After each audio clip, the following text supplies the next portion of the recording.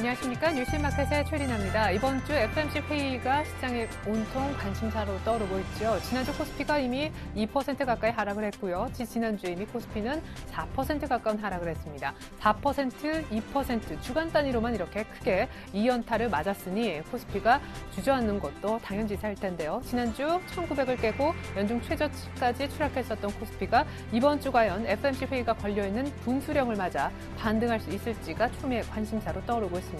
제가 나름대로 잡았던 키워드 한 줄을 좀 공유해보자면요. 버냉키 발언이 강한 호재될까라는 부분인데요. 지금 시장에서는 이미 약간 월가에서 이번에는 버냉키 의장의 시장 달래기가 나올 것이다 때문에 반등을 할 것이다 라는 분위기로 조금은 분위기가 바뀌어서 흘러가고 있는데 만약 그러하다면 FOMC 후에 반등을 어느 정도 해줄까? 정말 강한 모멘텀이 버냉키 입에서 뭔가 나와줄 수 있을까? 그 부분에 대한 생각까지도 여러분들은 발전해서 갖고 계셔야 될 것 같습니다. 향후 관련해서 추가적인 팁 잠시 후에 함께 드리도록 할게요. 자, 먼저 버냉키 연준 의장의 입이 열리기 이전에 월스트리트저널에 이어서 IMF 쪽에서도 미 연준 QE 축소와 관련된 언급을 주말에 내놨더라고요. 그 부분부터 짚어보도록 하겠습니다. 국제통화기금이죠. IMF 라가르트 총재가 어떤 얘기를 했냐면요. 미 연준은 적어도 올해 말까지는 양적 완화를 유지할 것이다 라고 얘기를 했습니다.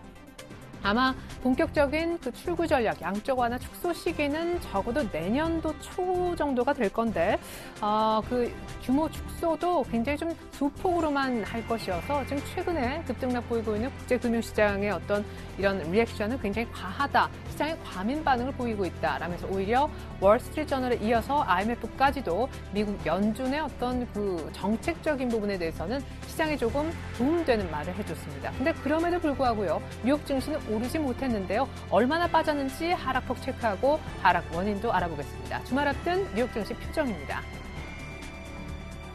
네, 다우지수가 0.7, 나스닥과 S&P 500이 0.6% 안팎으로 하락을 했군요. 그래도 다우는 15,000선은 일단 지켰습니다. 100포인트가량 내줬네요.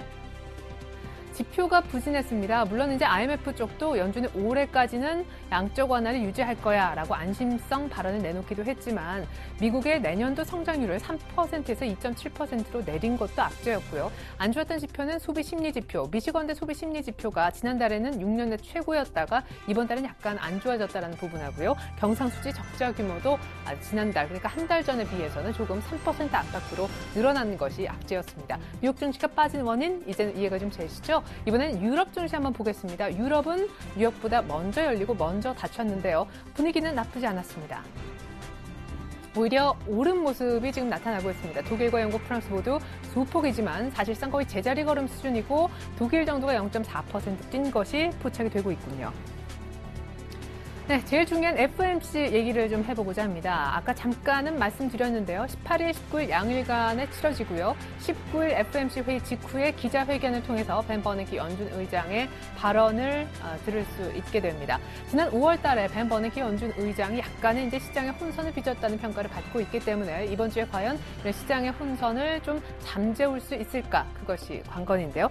일단 지금 현 시점에서는 양적 완화 자체를 축소할 수 없다는 것이 컨센서스이고 아마 여러분들도 아실 겁니다. 미 연준은 실업률 6.5% 정도가 되면 미 경제가 탄탄할 것으로 보고 이제 더 이상 돈 풀기를 하지 않고 풀었던 돈을 조금은 걷어들이겠다라는 입장을 나타낸 바 있는데 현재 실업률은 7.5%죠. 6.5% 가려면 아직 멀었습니다. 아직은 때가 아니다라는 분석이 있는데요. 현재 만약에 시행하게 된다면 시장 충격은 불가피하겠죠. 오히려 살아나고 있는 미국 경기에 찬물을 끼얹는 격이라는 얘기도 많습니다.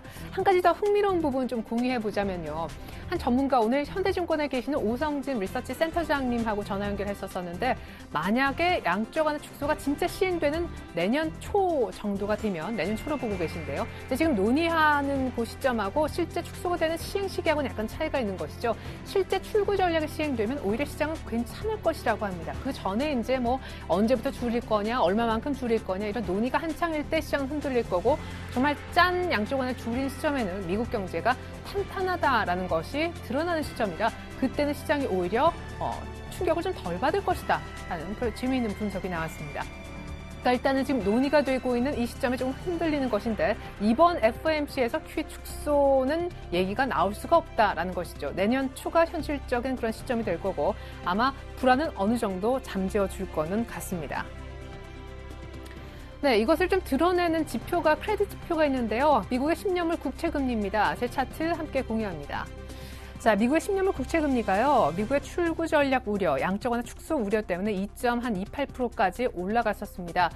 사실상 미국 정부가 매달 850억 달러 정도 국채를 매입해 줬었는데 이거를 안 사준다라고 하니까 국채 가격이 뚝뚝 떨어지는 소리가 여기까지 들렸던 것이죠. 근데 최근에 국채 가격의 폭락세가 약간 멈춰지면서 국채금리 상승세는 약간 플랫하게 조금은 횡보하며 더 이상 추가적인 상승하는 모습은 보여지지 않고 있습니다. 이 얘기인 즉슨 이번 FOMC에서 양적 완화 축소 얘기는 최소한 나오지 않을 것이다. 그러니까 버냉키 시장 달래기에 한 표 일단 미국 국채 시장은 던지고 있는 것이라 보여집니다. 가장 중요한 크레딧 지표가 이렇게 움직이고 무엇보다 미국의 10년물 국채 금리의 어떤 최근의 흐름을 봤을 때 이번 FOMC는 시장에 최소한 우호적인 영향을 줄 것 같습니다. 어느 정도 우호적일 것인가? 그 부분은 중요한데요. 잠시 후 팁을 통해서 알아보고요. 자, 오늘 일본은 약간 더 반등합니다. 중국은 뭐 좀 조용한 그런 흐름인데 같이 좀 FOMC를 지켜보자 하는 측면이 있습니다. 생략하고요. 코스피의 흐름부터 바로 들어가 보겠습니다. 네, 현재 코스피는요, 오늘 장중한테 1880을 위협했었습니다. 1882 뭐 이렇게까지 내려갔었는데 현재는 88선까지 올라와 있습니다. 마이너스 0.02%, 0.3포인트 정도 아래쪽이니까 많이 하락하고 있다고 보여지진 않습니다. 분봉 볼게요. 오늘 장중 지금 개장한 지 한 2시간 반 정도 흘렀는데 아주 다이나믹하게 흘러갔습니다. 뭐 개장가 장치는 나쁘지 않았고요. 1890선 뚫면서 플러스를 보여주기도 했었는데요. 좀 많이 하락 전환했었다가 지금 조금은 이 레벨보다는 좀 올라와 있습니다. 1890선 안착 시도를 해보려고 하는데 역시 여의치 않으면서 빨간불 들어왔다 파란불로 바뀌었다 왔다 갔다 하고 있습니다. 현재 코스피의 수급 상황 보여드립니다. 오늘 외국인들이 일단은 덜 팝니다. 보통 이때 몇 천억 정도, 1,500억, 2,500억 순매도도 나왔던 기억 생생하실 텐데요. 지금은 480억 기껏해야 순매도 500억도 채 팔지 않고 있고 기관도 그럭저럭 더 많이 방어해주고 있죠. 오늘은 드디어 수급 균형이 좀 나타납니다. 최근에 이제 쌍끌이 매수는 아예 보기가 어려웠지만 외국인들이 파는 거에 반의 반도 기관이 안 사줬었잖아요. 근데 오늘 조금 비슷한 규모로 사주면서 그래도 코스피가 빨간불을 아주 가끔씩 보여주고 있는 것입니다. 오늘 같은 날 개인들은 FOMC 회의를 봐야 된대라고 하면서 움직이지 않고 있고요. 수급 조금 더 자세하게 짚어보도록 하겠습니다. 오늘 외국인들 선물이 좀 많이 파는데요. 장 시작하고 난 다음에 가장 많이 아마 팔았던 규모가 이 정도 규모인 것 같습니다. 2,800계약 정도. 오늘도 마찬가지인데 이 정도로 많이 팔았다가 조금 덜 팔았다가 많이 팔았다가 덜 팔았다가 왔다 갔다 합니다. 오늘 투신권은 역시 좀 삽니다만 연기금 사지 않죠? 지금 지수가 1,880 레벨인데 연기금은 아직도 사지 않고 있습니다. 오늘 외국인들이 IT를 역시 삼성전자 포함해서 많이 팔까? 한번 보니까요. IT가 한 500억 정도밖에 매도 규모가 확 줄었다는 것도 특징이고요. IT도 역시 한 4분의 1 정도밖에 안 팔면서 삼성전자 특별히 IT 쪽의 매도세도 일단은 조금 진정된 것 같습니다. 근데 또 모르죠. FOMC 회의 이후에 어떻게 될지요. 네, 이번엔 코스닥의 움직임입니다. 오늘 코스닥이 실은 더 걱정이에요. 오늘 장중한 때 530선을 반납했었는데 1% 넘는 낙폭에서 줄었을까요? 늘어났을까요? 보니까요. 늘어났군요. 528.50이면 거의 지금 장중 저점입니다. 4월 초에 한번 약간 2달 반여 전에 장중에 이렇게 530선 크게 한번 깬 적이 있었었는데 그 이후에는 530을 걱정한 적은 없었습니다. 사실 그 이후에는 승승장구하면서 5년의 최고치를 찍었었죠. 오늘이 약간 문제시되는 어떤 마디지수를 깨는 날인데 장주 흐름 한번 보여드리겠습니다. 코스피와는 전혀 다른 흐름이거든요. 자, 지금 개장가 나쁘지 않았었고요. 소폭이지만 플러스 출발했었는데 역시 시작 시가부터 외국인들은 사지 않았었습니다.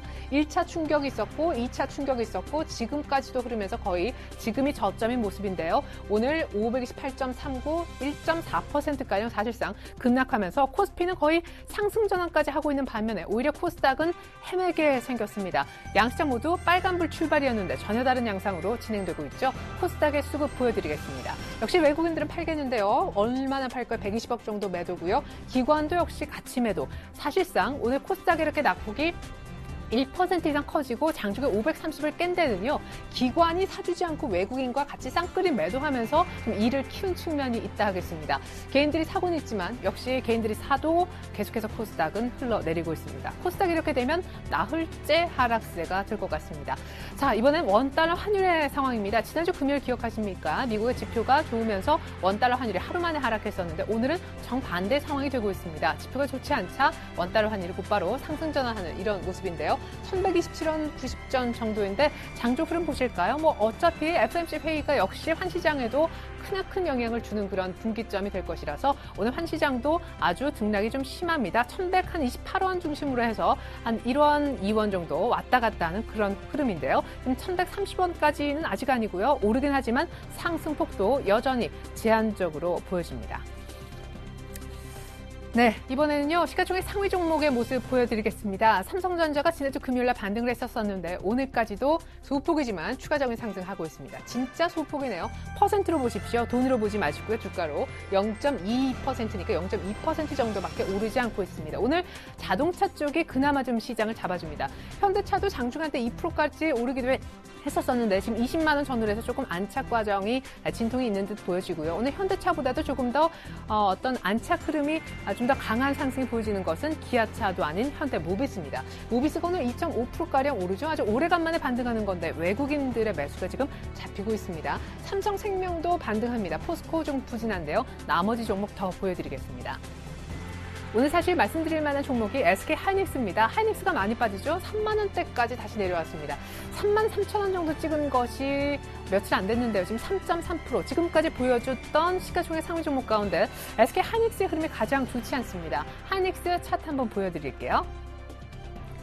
네, SK 하이닉스의 차트 지금 이제 나오고 있는데요. 32,950원까지 찍었었다가 현재 3만 원을 위협할 정도입니다. 이날 찍고 지금 6월 초 반짝 상승했다가 이렇게까지 다시 들어오고 있는데 사실상 이 매물대 여기 61선이 29,889원 적어도 거의 한 29,000원, 3만 원 다시 깨게 되면요. 이 박스권으로 다시 진입한다는 의미가 되기 때문에 적어도 지금 수익을 보셨다면 3만 원 정도는 익절가를 놓고 대응하심이 좋으실 것 같습니다. 물론 실적은 향후에 좋을 거라고 하지만 여기까지 올라왔는 데 대한 메이저 세력들의 차익 실현 매물도 나오고 있고요. 재미있는 부분은요. 지금 SK 하이닉스에 대한 소위 파생 쪽에 약간의 어떤 움직임이 포착됐다고 합니다. 가장 쉽게 여러분들께 설명 좀 드리자면 소위 공매도가 좀 나왔다라고 하니까 SK 하이닉스 매매하시는 분들은 실적과 상관없이 주가 많이 오른 데 따른 메이저들의 차익 실현 매물이 나오고 있습니다. 조금은 조심하셔야 될 것 같고 최소한 익절가 3만 원 잡고 대응하시면 좋을 것 같습니다. 자, 자동차주 힘낸다고 말씀드렸는데 자동차주는 스킵해서 넘어가고요. SK 하이닉스까지 오늘 외국인들의 매물이 나오면서 5거래 연속 하락한다는 모습 전해드렸습니다. 이번엔 오늘장 특징주가 되겠습니다.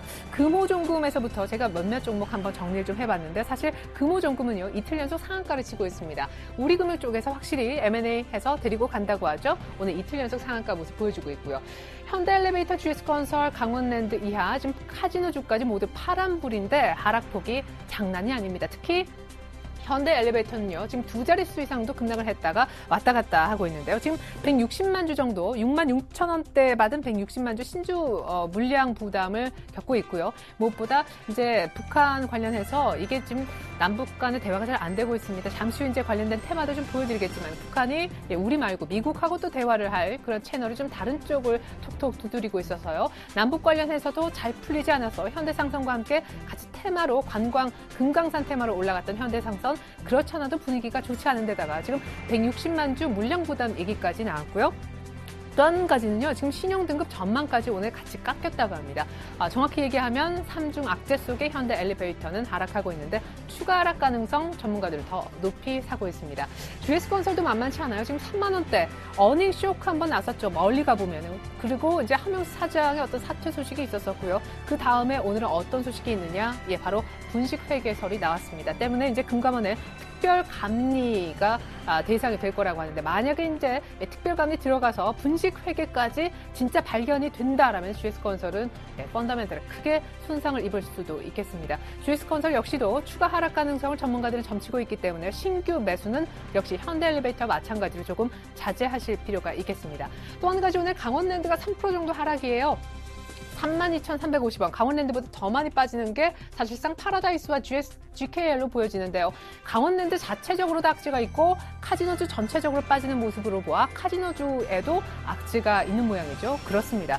카지노주 전체 악재는요. 일본에서 카지노의 어떤 합법화를 지금 준비를 하고 있다고 합니다. 그러면 일본에서 자체적으로 카지노 사업을 해서 조금 소화할 수 있으니까 우리나라까지 와서 카지노 게임을 벌이지 않을 수도 있겠죠.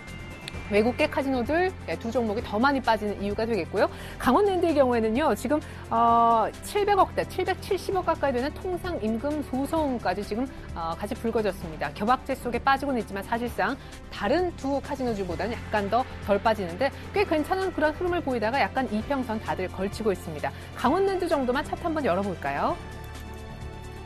네, 지금 이평선 어느 정도 좀 걸치고 있지만 오늘 밑꼬리가 나왔죠? 61선 정도에서는 지지를 받은 그런 강원랜드의 모습이고요.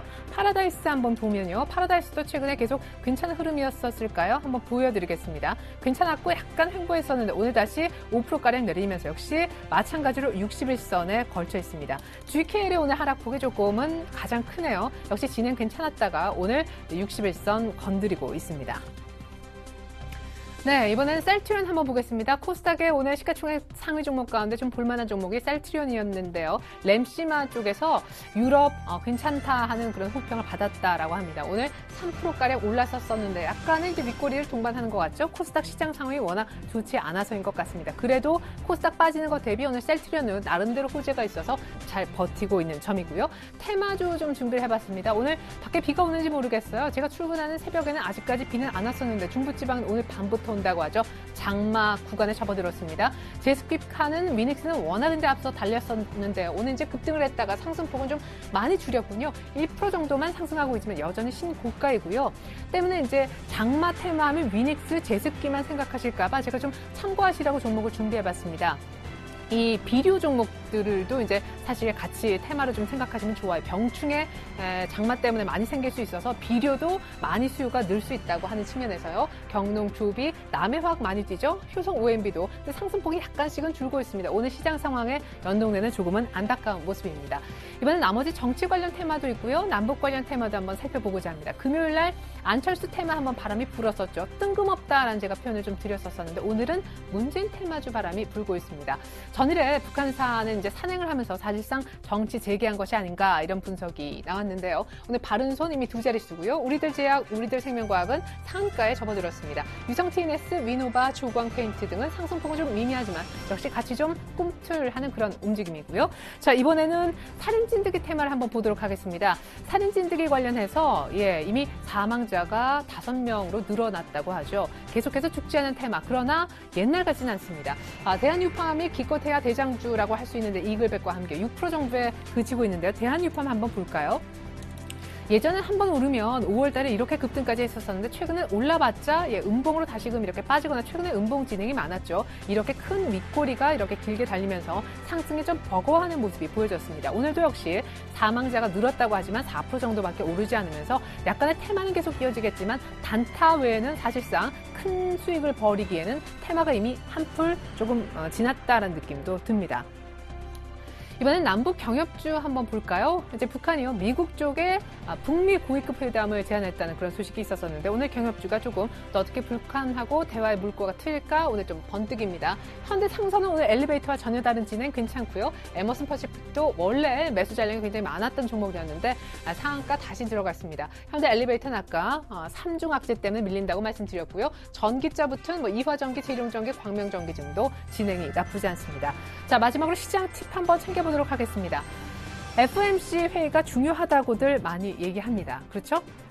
그런데요. FOMC 회의가 얼마나 시장에 강한 모멘텀이 되어줄지 만약에 모멘텀이 된다고 일단 가정을 했을 때 지금 미국의 10년물 국채 금리를 보니까 뭔가 버냉키가 나쁜 얘기를 할 것 같지는 않지만 이걸로 이제 코스피가 2천 얼마까지 한꺼번에 확 이렇게 점프를 좀 해줄 것인가 그거에 대해서는 한번 생각을 해볼 필요가 있다는 거죠. 제가 늘 강조드렸던 이 말씀은 생각하실 필요가 있습니다. 물론 오늘 외국인들의 매도 규모가 좀 줄었습니다. 외국인들이 한번 지금 매매 추이를 한번 다시 역추적해 본 결과 이렇습니다. 6월 7일 날 1조 가까이 던졌고요. 3천억 또 6천억 가까이, 4천억, 1조 가까이, 4천억 그리고 오늘 매도가 좀 주네. 외국인들도 버냉키 입에서 어떤 얘기가 나올지는 모릅니다. 물론 빠르다고 하지만 그렇죠? 지금 외국인들의 매도는 확실히 줄었습니다만은 매도는 이어지고 있죠. 맞습니까? 우리를 포함한 이머징 시장의 자금 빼내기가 이미 3주나 지금 계속 진행이 되고 있는 상황입니다. FOMC에서 아무리 양적 완화 축소 지금은 아니야 걱정 마 시장들아 제발 놀래지 마라고 버네키 의장이 안심시켜준들 이머징 마켓에서 이 자금 유출은 계속될 수밖에 없다는 것입니다. 그래서 키는요. FOMC 회의도 중요한데 이것이 얼마나 강하게 시장 모멘텀이 돼줄까라는 부분하고요. 맞물려서 이머징 시장, 우리 시장을 포함한 외국인들의 자금 이탈 속도가 중요합니다. FOMC 회의에서 약간 좀 좋은 얘기가 나와서요. 외국인들의 매도세가 조금은 늦춰지고 완화될 수는 있겠지만 결국에 큰 스탠스의 매도는 변하지 않겠다라는 얘기입니다. 이 부분 명심하셔야 대형주에 대한 투자 마인드도 자꾸 다시 다잡으실 수가 있겠죠. 어떤 전문가는 오늘 이런 얘기를 했습니다. GS건설이 결국 얘기하는 것은 대형주가 이렇게까지 많이 빠질 수 있다라는 것을 대변하는 것이다라고 얘기를 했습니다. 어닝 쇼크 이후에 온갖 악재에 시달리면서 헤어나오지 못하는 GS건설, 대형주라고 마냥 쥐고 있다고 올라오는 시장은 확실히 아닌 것이죠. 무엇보다 외국인들의 컴백 시기도요. 한 9월달 정도로 점치시는 센터장님, 오늘 오성진 센터장님도 계셨습니다. 향후에 미국의 제조업과 고용지표가 좋아지고 하면은 9월달 정도면 모를까. 그 전에는 이머징 시장 쪽에서 외국인들의 자금 이탈 계속되면서 그 트렌드로 외국인들의 매도는 향후 계속 이어질 수 있다고 합니다. 자, 그럼 냉정히 코스피는 어느 정도까지 올라올 수 있을까요? 한번 차트를 통해서 생각을 한번 해보자고요. 네, 이것이 이제 코스피의 차트인데요. 연기금도 사지 않고 외국인들의 매도도 이어지고, 그렇죠? 네, 지난 한 주 또한 3조 넘게 외국인들을 팔면서 이렇게까지 내려왔습니다. 차트 못 보여드리는 동안 이때 이제 먼저 이날 1960을 2000에서 뺄 때, 요때 외국인들 선물 1조 물량이 나왔었고요. 그 이후에 연일 현물 쪽으로 팔면서 1950에서 1880까지 내려오면서 지난주 목요일 날 연중 최저가인 1881포인트를 찍었는데 계속 지금 1880 라인을 조금 기회만 되면 두드리고 있죠. 만약 FOMC 회의에서 잘 된다 할지라도 전문가들은 이 2000 이상 혹은 2050 여기 이상을 보고 있지 않습니다.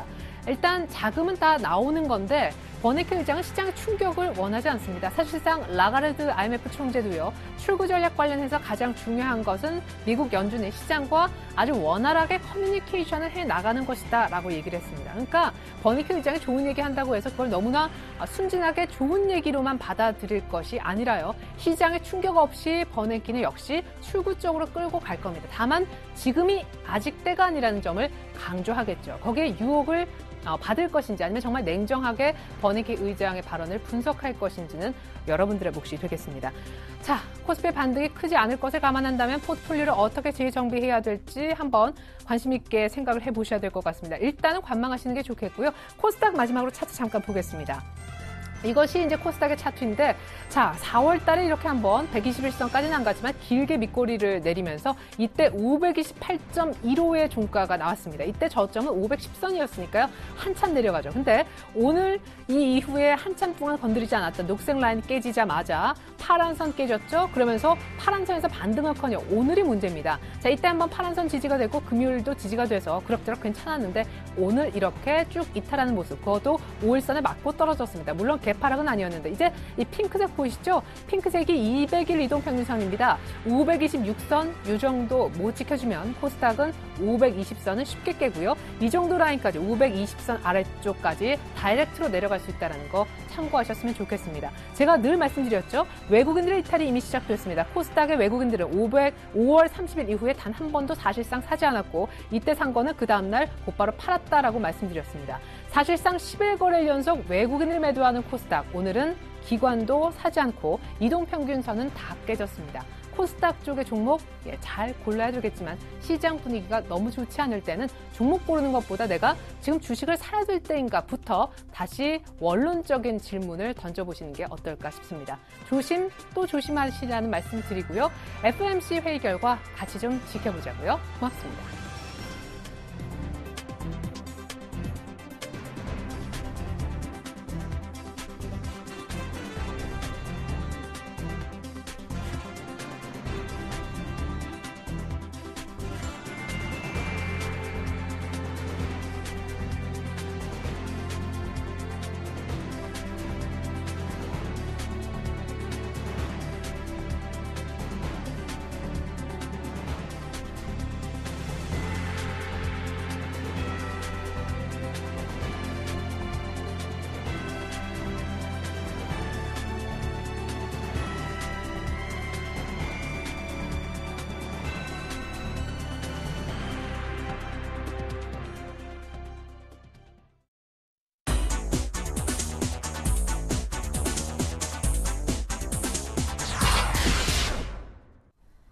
안녕하십니까. 6월 17일 뉴스인마켓입니다.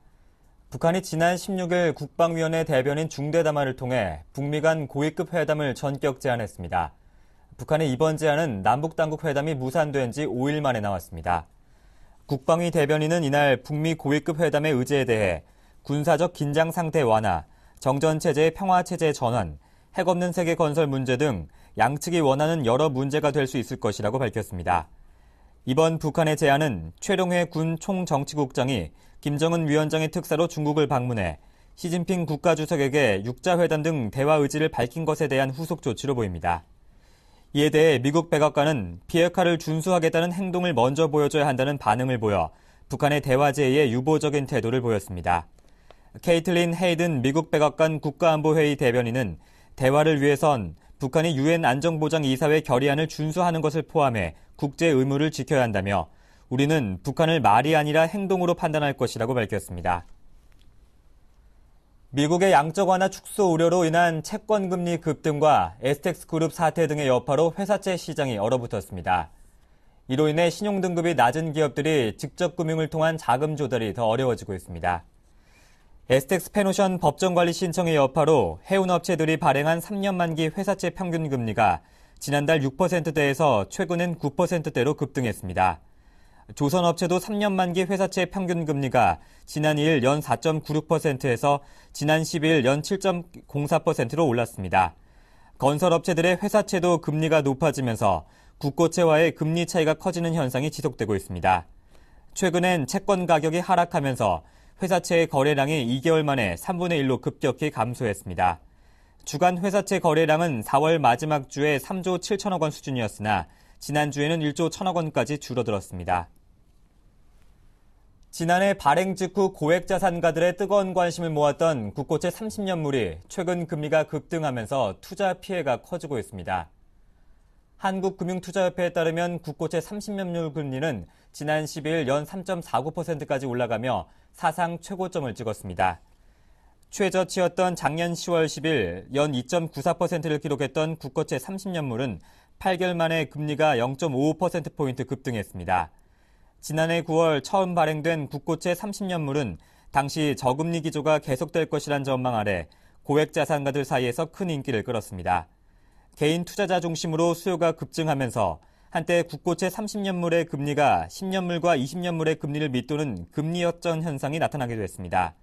금리는 작년 10월 중순부터 가파르게 올라가기 시작했으며 최근 미국이 양적 완화 축소할 것이란 우려감에 또다시 급등하며 지난 12일 사상 최고치를 경신했습니다. 전 세계 스마트폰의 평균 판매 가격이 사상 처음으로 $300 밑으로 떨어졌습니다. 시장조사기관 스트래티지 애널리틱스에 따르면 지난 1분기 세계 스마트폰 평균 판매 가격은 $299로 집계됐습니다. 스마트폰 평균 가격은 작년 4분기에는 연말 성수기의 영향으로 $330까지 올랐지만 지난 1분기 다시 하락세로 돌아섰습니다. 스마트폰 가격은 중저가인 보급형 제품의 판매 확산과 신흥시장의 성장이 원인으로 분석됩니다. 그동안 고사양 제품 중심의 판매 전략을 고수하던 애플 역시 오는 9월 $99의 아이폰 미니를 출시하며 보급형 스마트폰 경쟁에 합류할 것으로 알려졌습니다.